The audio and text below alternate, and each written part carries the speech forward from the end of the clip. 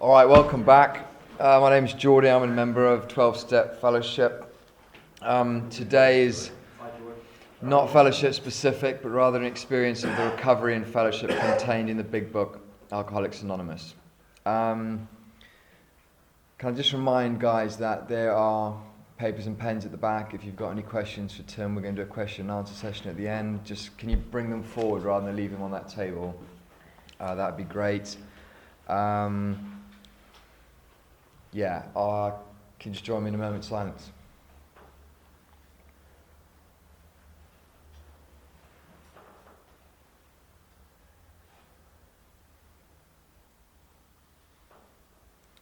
Okay, I'll take a reading from the big book, page 14 to 15.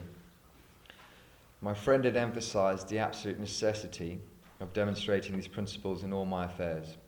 Particularly, it was imperative to work with others as he had worked with me. Faith without works was dead, he said, and how appallingly true for the alcoholic. For if an alcoholic failed to perfect and enlarge his spiritual life through work and self-sacrifice for others, he could not survive the certain trials and low spots ahead. If he did not work, he would surely drink again, and if he drank, he would surely die. Then faith would be dead indeed. With us, it's just like that. We're going to go for about an hour, have another break, and then we'll do the last hour. So I'll just hand you back over to Tim. Thanks. Turn on? Yeah, it's on. My name's Tim and I'm an alcoholic. Tim. I'm in a post-lunch coma.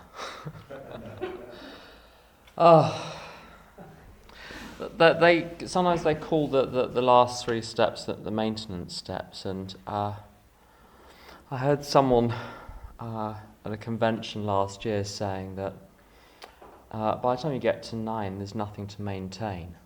All you've done is wiped away the old life. You're actually at the starting point then.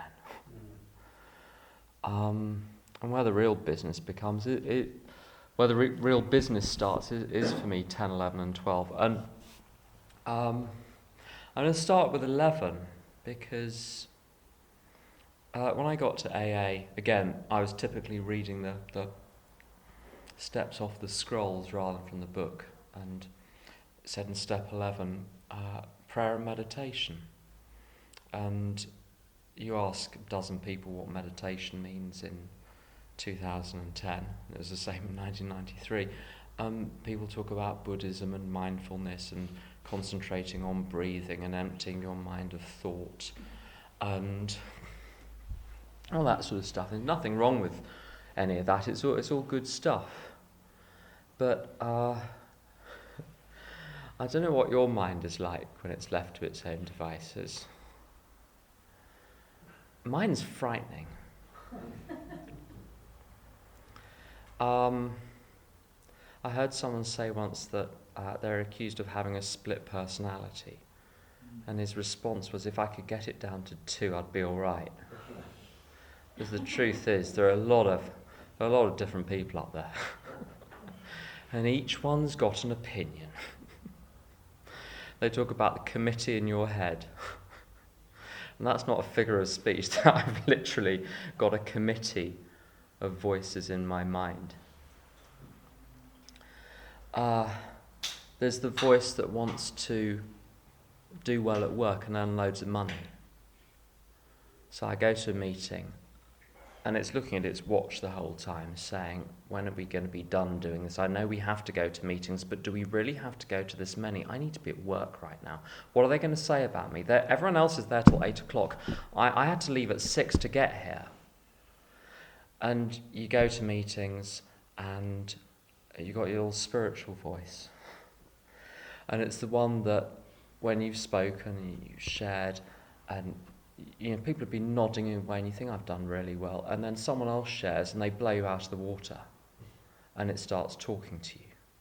And whatever is going on, there are all of these different voices, all competing with each other. And I went through my life following the loudest one. And trying to keep the other ones quiet. Step 11.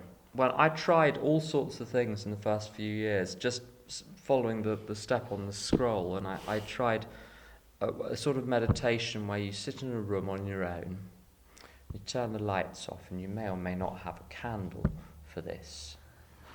And you close your eyes and you think, right, what I'm going to do is watch my thoughts as though they are but clouds passing by my window. But I don't know what your thoughts are like. My thoughts are not like clouds, they're like ravening beasts. And to lock myself in a room with my own thinking, with absolutely no input from the outside, in the hope that one day I will see through the folly of my own thoughts, and there'll be a loud pop, and I'll be enlightened, and I will finally be at peace. I would be suicidal at 5 years sober, 6 years sober. Within 5 minutes of sitting down to try and do this, I thought, okay, I'm a fool. I come to AA, and with drinking, I turn my will and my life over to you. So I did what you said. So I don't do prayer and meditation. I need to get a book on. I get a book on it. So you go to the local bookshop and you go to the meditation shelf, and you get this book with a sort of picture of a flying horse on the front or something, or a still pool with beautiful trees, and you think this looks like very, very good, and it, so this will do the trick. And you read it, and it starts to say things like, students of meditation may find they are sitting. I think sitting was one of the terms. Are sitting for 10 to 20 years before they achieve enlightenment. I'm like, okay, I have to be at work at 9:15, and right now I'm thinking of, if I had an Uzi machine gun, none of you would be here. I need something a little more instant than this. I need something that's going to help me get through the day without detonating a nuclear device in the presence of other people. I need to get through the day without setting fire to something. Do you have anything on that? So I'm really glad that when I look at the book, I open it up at page 86, and it says On Awakening. And I'm a bit of a literalist, so I take this to be when I wake up in the morning. Or when you go through the day and you discover you're emotionally bleeding and on fire, and you wake up and realise you haven't prayed in a month, that can be On Awakening as well. Let us think about the 24 hours. 24 hours. So I don't need to worry about next week. Okay. I don't need to worry about where my recovery is going. Marvellous. Just 24 hours ahead.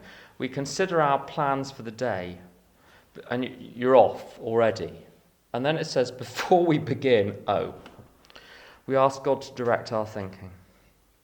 And I don't know about you, but sometimes on the way to the kettle, it's like they've been waiting all night for you to get up. They've been pulling at the duvet, and you're up, and you're not even awake, but your mind is, and it's at you.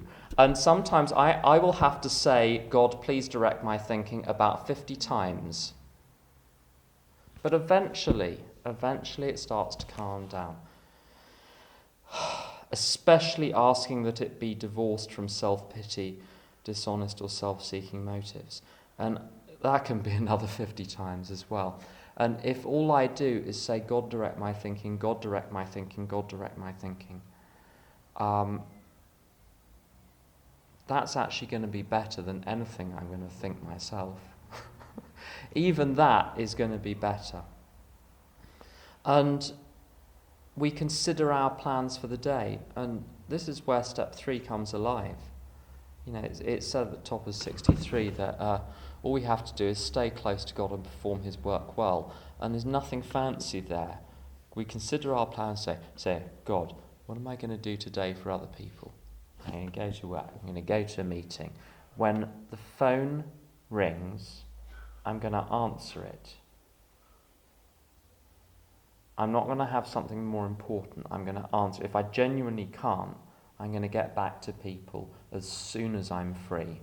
I'm not going to leave it till tomorrow. Turn around the emails straight away. Turn around the texts straight away. What else am I going to do? I'm going to think about the people around me. I'm going to say, well, what could I do for them? And in all of this, as soon as I start thinking about the day, I start to get twitchy and frightened that I won't be able to cope. And I used to pray a lot for relief. I've gone through a lot of my recovery praying for relief. God, please take these emotions away. And then they don't go. And you think, well, thanks, God. What someone said to me has made a lot of sense. Don't pray for relief, because sometimes relief will only come in a bottle. Pray for strength, and you'll always get that. And sometimes it's strength to do the next thing, even if the next thing's wrong. Have the strength to do the next best thing you can think of. But the greatest thing is the answer to fear. You go to enough meetings, you'll hear people talk a lot about anxiety and fear and worry, and they're all the same thing. And you turn to 68 and you think there's going to be something fancy about fear. What does it say? Where is the line? So this is what we do. So when you've got fear, we ask him to remove our fear and direct our attention to what he would have us be. You mean you just ask? You just ask for it to be removed? Okay. So you don't need to analyse it, no. You just ask for it to be removed. And this makes a lot of sense to me now. Because my natural state is to look at the world through a straw. What my mind is looking for is threat. And 100 people will be kind and pleasant and civil to me on one day. And one person's got it in for me, and they get all the attention. My mind is its default position. It is preset to look for danger. And the danger may be this tiny possibility 100 miles away, but it's like that. It's right up against my face and it's going to happen in the next 5 minutes. That's how it always feels. Or it's like looking at all of these sort of distant things through a telescope, and it looks as though it's right in front of your face. And I'm not seeing the big picture. I'm just seeing what I've been looking for. And fear is the product of seeing what I'm looking for. And there's no way, I can't talk my way out of it. That doesn't work. But simply asking for, and it's a funny thing. This line, we ask him to remove our fear and direct our attention. I don't believe meditation is emptying my mind of thought. My home group, we've got a 1930s American dictionary.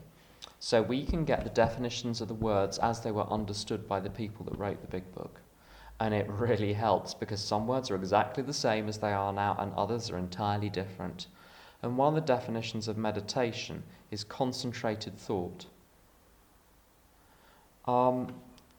I've rarely succeeded in emptying my mind of thought. So I don't even bother anymore. I figure it's going to be thinking about something. So why not change what it's thinking about rather than trying to... I can't stop myself from thinking about something. As soon as I try to stop myself from thinking about something, I'm thinking about it all the more. I'm fighting it. And I couldn't fight alcohol. It didn't work. The more I fought it, the more I drank. I can't fight you. The more I fight you, the more irritating you seem to get. Whatever I fight, I aggravate. I can't fight my own thinking, but what I can do is, so let's look over here instead. Let's look over here instead. Let's look over here instead. We ask him to remove our fear and direct our attention to what he would have us be. And I have real difficulty at times seeing what I should do in a situation. Because the ideas that my mind comes up with are things like punch their lights out, take charge, tell everyone what to do, pay very close attention. I don't come up naturally with good plans. This idea, direct our attention to what he would have us be. All through the book there are spiritual principles. In step 9 it talks about being calm, frank and open, having a helpful and forgiving spirit, tact, consideration, being humble without being servile, without being scraping. So I can pick them from there. All through chapters 8 and 9, it talks about avoiding anger, remembering that other people are sick. It's got wonderful things all the way through. There's no mystery as to what I should be. And what I will do, if I've got a stressful situation, I'll say to God, well, what would you have me be in this situation? And then words come, like calm, trusting, diligent. So I'm off to work, I'm going to be calm, trusting and diligent. And a lot of my life I've prayed, I prayed like you would buy a lottery ticket. You'd love to win. You know you're not going to, but you're going to have a go anyway. And this is not helping God out. If I pray like there's only a tiny chance it's going to work, it won't.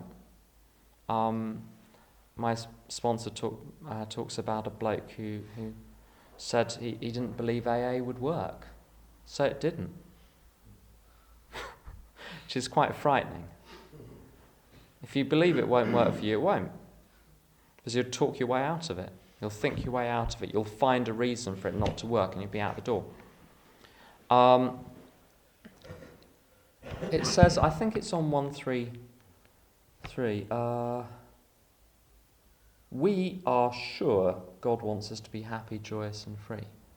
Either you believe that or you don't. If I've decided I'm going to believe that, and I've decided that God has everything to offer to make that come about, I've got to pray like I know it's due to me. So when I say to God, I'm going to go into work now, you're going to give me the strength to be calm and diligent and trusting, or whatever 3 words I've chosen. If you pray like it's already happened, like it's already been given, it's already inside you, it's just waiting to come out. That's totally different than imagining that it's kind of a million miles over there and God has to DHL it to you.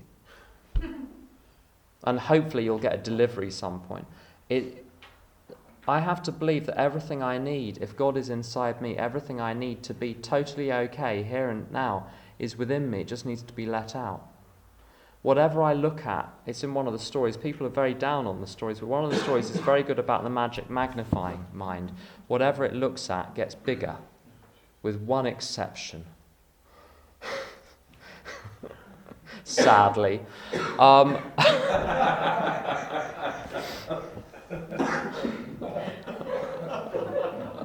So I was going to keep it clean, but I can't.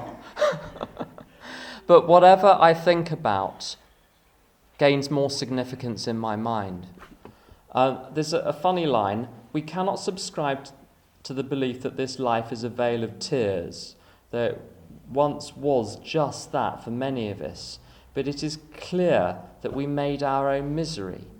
At this meeting last night, they had a little slogan up, misery is optional. I totally believe that. It says here, avoid then the deliberate manufacture of misery. And you think, well, no one would deliberately manufacture misery, would they? Well, this is how I do it. trying to think of a good example. Oh, someone came to one of my home groups last Monday. Bloke came in an hour late. As soon as there was a gap, he shared. And then what he shared was all about how we were getting it wrong. Just everything about how we were running the meeting was wrong, and how he'd been telling us for years how we'd been getting it wrong, but we wouldn't listen, which is why he wasn't coming anymore. Then he left. And immediately, I find it very easy to be spiritual in a meeting where I agree with what everyone is saying because they're saying the same thing as me. But you have someone pulling that kind of stunt in your home group. And immediately, I have this major personality change.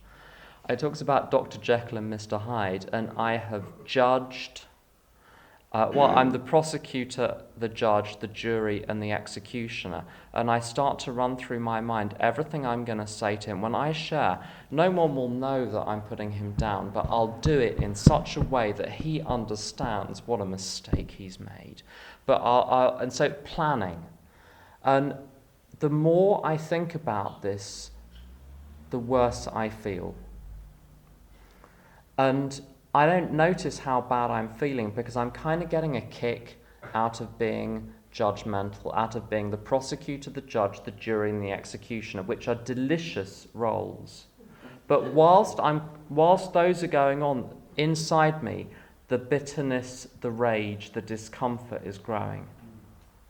And then over the course of the next 2 days, every time he comes into mind, I think, oh, good, I'm going to have another good old think about this. And then I start phoning people up and I tell them about what he did. And every time I repeat the story, it gets a little bit more elaborate. Until I have a story which has nothing to do with what he originally said. He's fine, I don't know what he's doing now. That's how I deliberately manufacture misery. Or when I'm scared about something, repeating the scenario over and over of what if he slips? What if he slips? What am I going to do if he slips? How am I going to handle it? What is everyone going to think of me if he slips? Just over and over and over again. And the more I think about it, the worse I get. Whatever I concentrate on gains more significance. And then if I go through life doing this, I'm not seeing the world. I'm seeing my stories. I've been retelling myself about the world. I've filled the world with my stories about the world. And I'm not seeing anything as it really is, but I think it's reality. And I've thought for a long time that the contents of my mind were a reflection of everything around me, and it's the other way around. What I see is a reflection of the contents of my mind. In the material world, if you want to get rid of something, you get rid of it. When you take the rubbish out, it doesn't find its way back. You may produce more rubbish, but whenever I empty the bin in the kitchen, you take the rubbish out, you come back, and it stays gone. In my mind, if I try and get rid of something from my mind, unless I substitute something in its place, bang, it's back. It's like if you dropped a ball and the ball just bounces back into your hand and you can't get rid of it. Wherever you throw it, it bounces straight back. The only way to get the ball out of your hand will be to pick something else up in its place, which is why this line, what would God have me be? We turn our attention to that. My attention is going to be on something. So, and there are times when all I can do in a situation is repeat whatever words I've chosen. God is giving me calmness, God is giving me strength, and to treat it like it's happening, not like I want it to happen. So my plan for the day, often it'll be a list of things to do, and if I'm troubled by any of these things, the spirit in which I'm going to do them. So there's absolutely nothing fancy in this.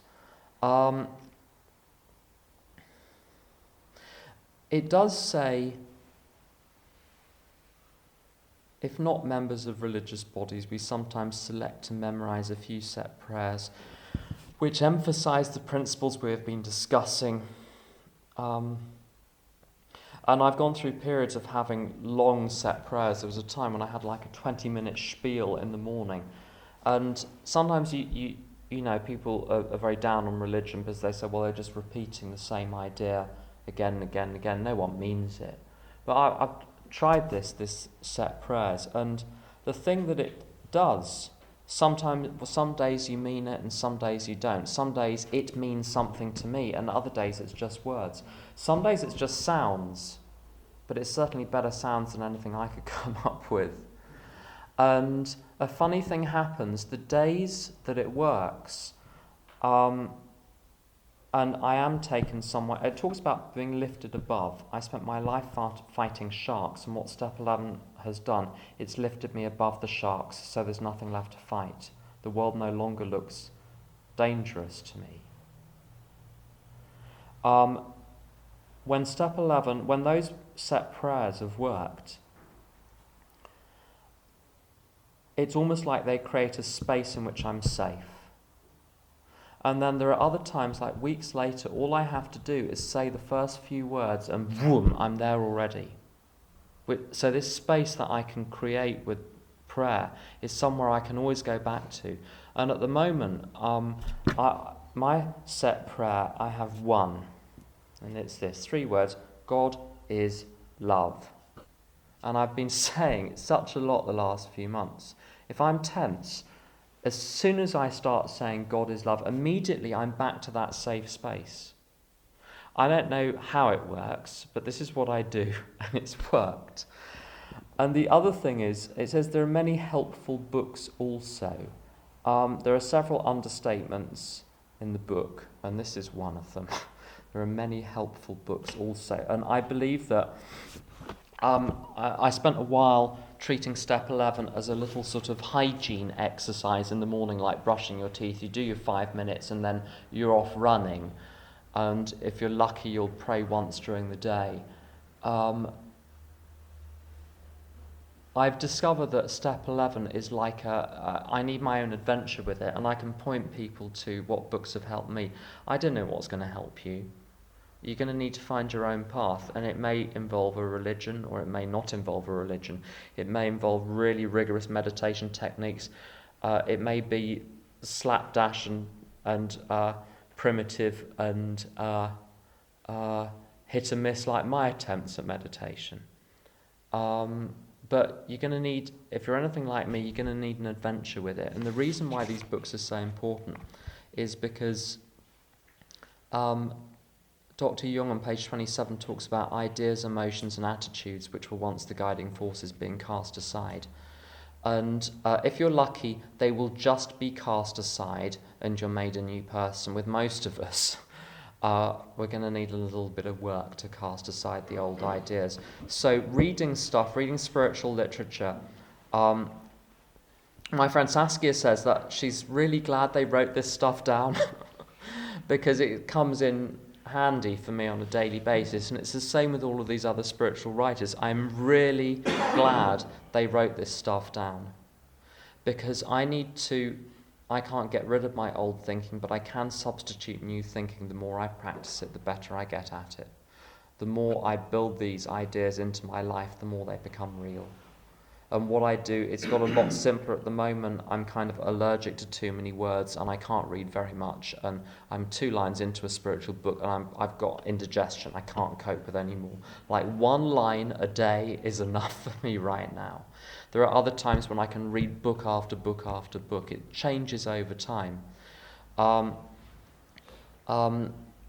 some parts of AA, there's pride in how everything stays the same. You know, we've been at the same venue for the last 800 years, and Jerry's been doing the tea since the Callaghan government, and everything is exactly the same. And old Frank sits in old Frank's seat, and I can be like that. I can be like that with Step 11. The idea that it has to be fixed and stay the same every day for it to be a good thing, and I'm just not built like that. I've got a shelf full of books, And the advice I was given, go to the book that helps, go to the book that you are drawn to. Don't force any of this, it won't work through muscle. And you just leaf through until you find something useful. And to read this stuff and say, not just reading it as though life is over here, spirituality is over there, and as though they're separate things, and hoping that one will leak into the other one day.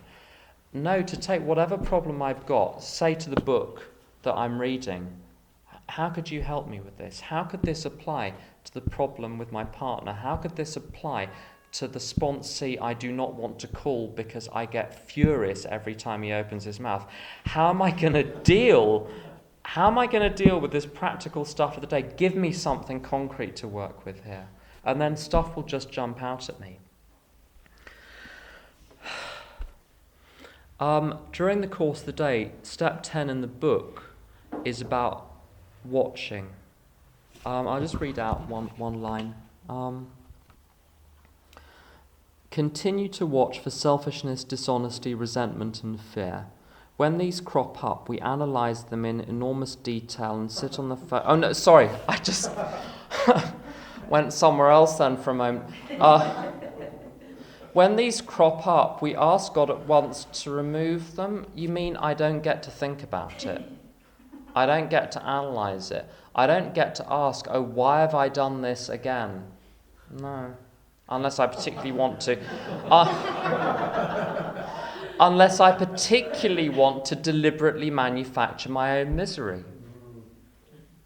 If I want to deliberately manufacture my own misery, I can think about my defects of character. My understanding of inventory in AA, if as I'm going through the day I suddenly notice I'm thinking about tomorrow or yesterday or last week or what Jennifer said or whatever it is that is not right here, right now, let's ask God to bring you back. Let's ask God to bring you back. So it's like adjusting the steering wheel. Even if you're on a straight road, you're constantly adjusting the steering. I don't drive, so I'm mad. I've been told this is true, that you're constantly, they say to speak from your own experience and to be honest, so I have to be honest here. I've had some driving lessons, but that's about as far as it went. You're adjusting the steering wheel constantly, and I think step 10 is that. Just spot the weirdness that your mind is up to. And I'm not my own mind. I mean, thank God I'm not my own mind. Spot what it's doing, bring it back. Spot what it's doing, bring it back. Spot right here, right now. May you find God now. And so if I'm not in now, I can't. God won't go. This is why thinking about fear is a pointless activity. If God is now, fear is about the future. God cannot follow me there. So why am I asking him to? I can't do that. I have to come back to now. So step 10 is about coming back to now. So that's one form of inventory. So continue to take personal inventory. Form number 1, spot it as you're driving along. Spot it as it's happening. Adjust the steering wheel. And then it talks about a step 11 review at night. When we constructively review our day, and if this were a car, you'd be getting out of the car and examining the bumper for blood and fur and other signs of roadkill. You know, when you go, the bumps that you felt during the day, let's see if they've left, let's see if I have actually killed anything. And to go through and to quickly review the day, and share it with some other people. And at the moment, I mean, you ask me at different times, I'll say different things, but at the moment, I'm getting a lot out of writing this down. There are times when it hasn't helped to write things down. At the moment, it's helping to write things down and send it out to a bunch of people. And those people, by the way, sometimes they're people who are 20 years sober. I get new guys that I'm working with doing a little review at the end of every day. Right from the beginning. If I need to, why wouldn't they? How are they gonna, if I need to do that to be okay, how are they supposed to manage without doing that? So I get people doing this straight away. And the marvellous thing is, if I let what I've done during the day go without talking, without telling other people, it doesn't need to be a great big discussion, just tell them what you did. It doesn't need to be pulled apart. If I don't do that, it lodges in my mind, and I start to imagine that I'm the only person that pulls this kind of stuff, and that you don't have crazy thoughts. You're not aggressive. I'm full of this rubbish, and it gets bigger and bigger and bigger. If I share it with someone else, and every morning when I get up, there are half a dozen Step 11 reviews from the night before. During the first few hours of the morning, a few more come through. And when I'm hearing Step 5s, I think the most valuable 2 words I say are "me too." They say, "I've done this, I've done that, I've done this." Oh, me too. Fancy a top-up? Pour a cup of tea, identify, you're done. When I did my first Step 5, my sponsor said, should we go for a pizza? I thought he was going to say, get out of my sight.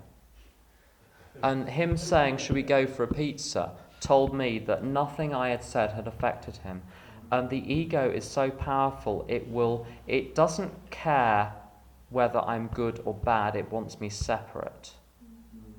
So anything which reduces that sense of separation, and there's nothing like reading the review of someone 3 weeks sober and saying to yourself, my God, I identify with all that stuff, and then saying the same back to you, for levelling that and making me realise that I'm just like the rest of you.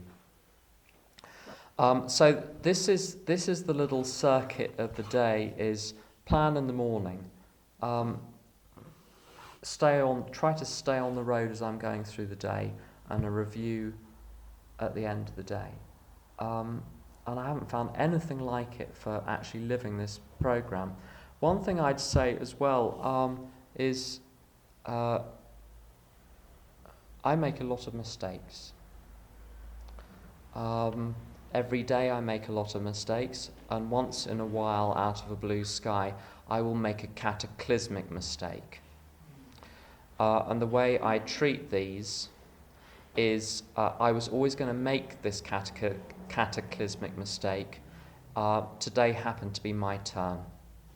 Everyone gets to have a turn.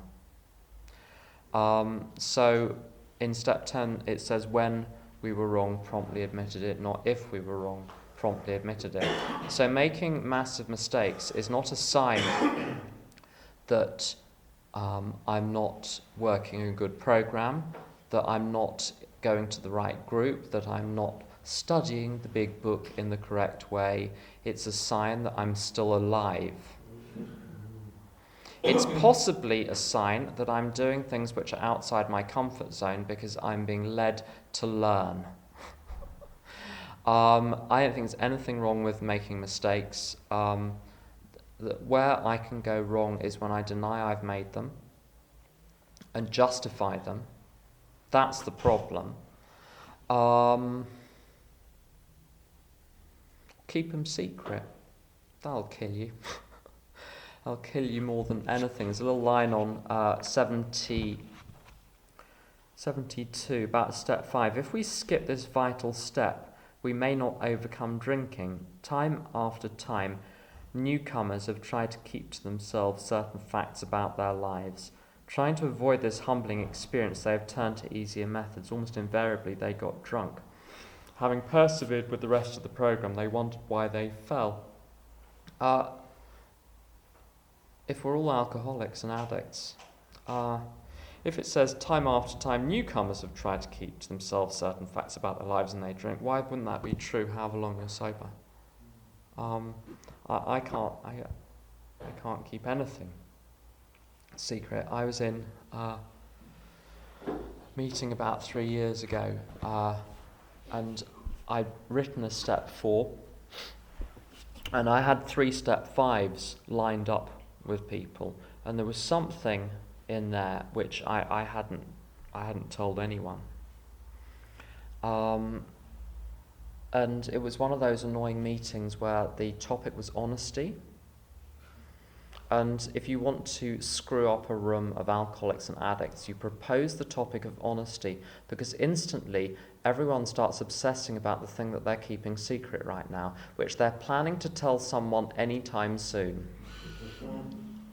So you're going to have an uncomfortable meeting with lots of silences because no one wants to speak, because if they do speak without saying the thing, they're being hypocritical. So it's a deadly topic to choose. I would never propose it at a meeting. And there was this 3-minute silence, and this fly was buzzing around the room, and it was one of those sort of tired Sunday afternoons when and I thought, a thought came to mind. Got to watch those. A thought came to mind, which was, do I know that when I leave this meeting and go home, that I'm going to get home sober, carrying this secret that I can't stop thinking about? And I thought, you know what? I don't know. I don't know for sure that I'm going to do it. And so I shared, and I told the group, no one took the blindest bit of notice. Fly carried on buzzing around the room. I thought the AA police were going to storm through the windows and the doors like a SWAT team and take me away. But nothing happened. Everyone was still obsessing about their little secrets. And on the way home, I thought, I'm not going to drink today. I know that now. Secrets will separate me from other people quicker than anything. Step 12.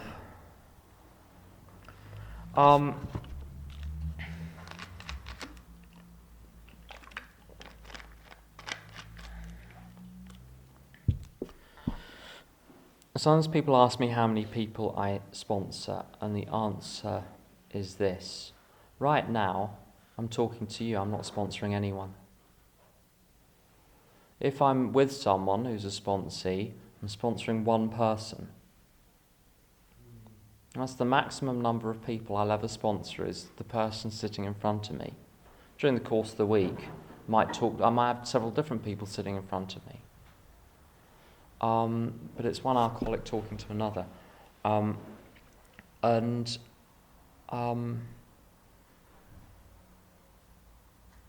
I thought, when I had spent a long time on the first 11 steps, and I discovered that I wasn't fixed yet, I developed a bad case of ABTS, which is anything but the steps. So, and I went to some very good therapists who helped somewhat, and I tried all sorts of outside things which helped somewhat. But those therapies were not designed for a guy like me, because I'm difficult to reach.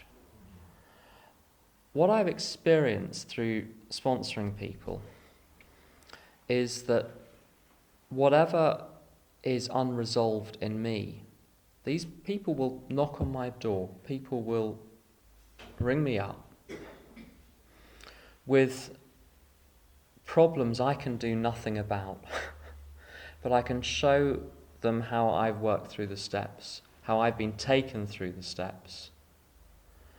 And you think all along, you think that you're leading them to the light, that you're showing them how to have a spiritual experience, that you're leading them somewhere fresh, and you may or may not be.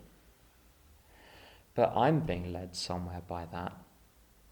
And I've learned 1,000 times more by sponsoring other people and seeing myself reflected in them than I've ever learned by someone telling me what's wrong with me, what is wrong with me and what I ought to do instead. That's how I've got healing, is by hearing my own story told back to me so many times in so many different ways. And I look at you and I know at cellular level that you are a perfect child of God and just can't see it. And I think, damn, but I'm like you. I can't tell myself that. You can't tell me that. But I can see it in you and it reflects back at me. And I was the one that was being brought to the light the whole time. That's the spiritual awakening as the result of these steps, is that I am you and you are me and there is no difference. And everyone thinks they're different. And one of the difficulties in the parts of AA and NA and DAA where people are doing the business and grabbing onto a solution is that it's not really a problem, it's a phenomenon that you're going to attract a lot of people in your direction. And it can be frightening because you think, I don't know how I'm going to deal with this. These are people's lives. I don't know how to. I'm just a drunk. I came here as a failure. What do I know? It's so important for me to remember what it says on. I'm just going to read something on page 124.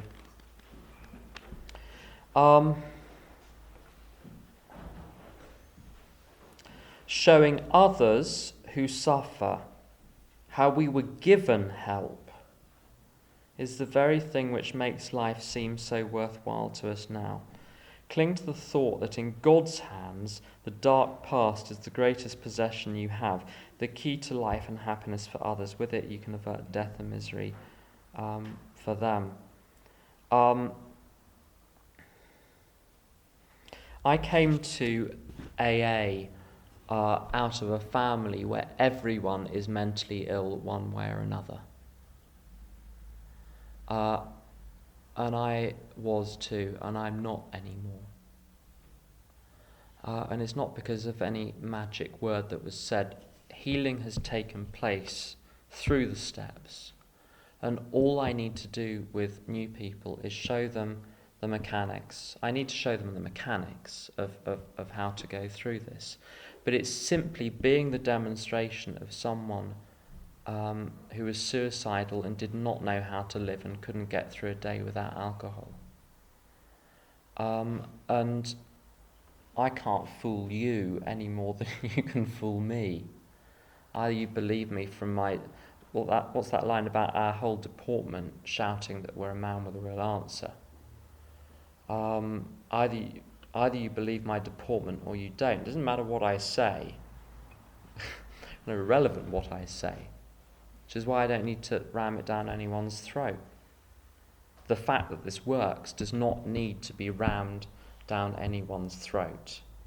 The sound of my voice should be enough to tell you whether or not I have a solution that's worked for me. That's it. I don't have to solve anyone's problems because I haven't solved any of mine. When I look back at being 4, 5, 6, 7, 8 years sober and full of work anxiety, I don't know where all that anxiety went. I don't know what the underlying issues were. All I know is they've gone. I spent a lot of my life being like a jigsaw puzzle piece, lost down the side of the sofa, trying to work out what the jigsaw puzzle would look like that I fitted into. Or trying to, because you know the way you look at a jigsaw puzzle piece and the picture doesn't make any sense. It's just a few little bits of this and a few little bits of that with funny little knobbly shapes and gaps. And what is this? What puzzle did this even belong to? And I was trying to make something of that jigsaw puzzle piece. And what I've discovered through step 12 is if you place that jigsaw puzzle piece into the puzzle where it belongs and it fulfills the function it's supposed to fulfill, when you stand back you can't see the piece anymore.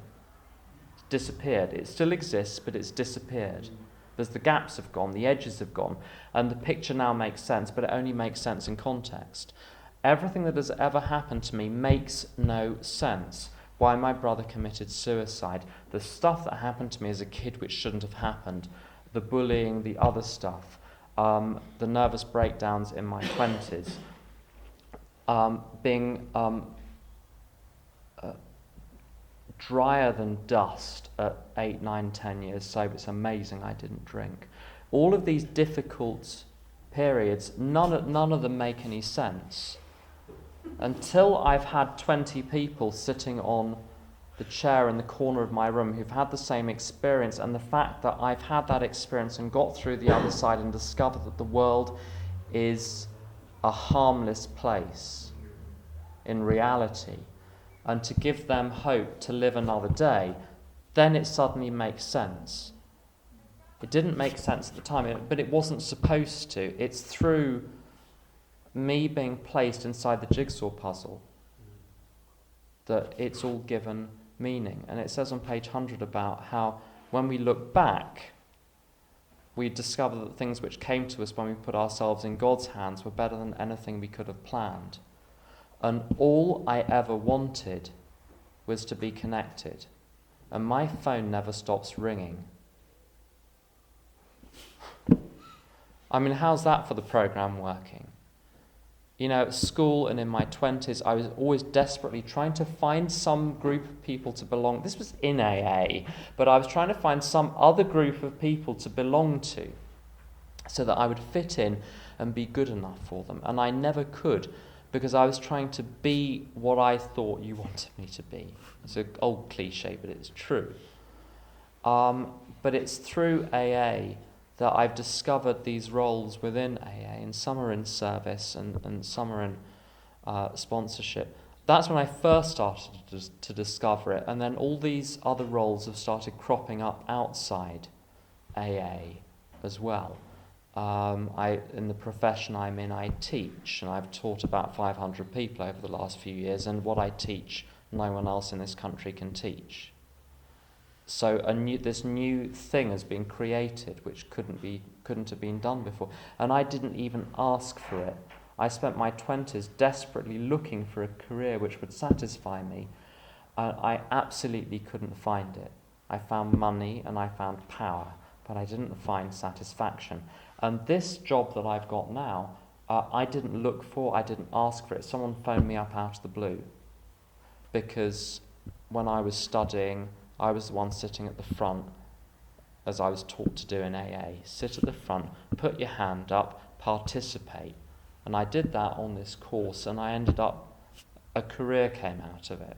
The things which came to me when I said, God, I don't care how I feel or what happens, just look after me and make me useful. It just blows my mind. I'm going to suggest that we have a break now, and I want to talk about to wives and family afterwards. Okay. Thanks. How long do you want for questions?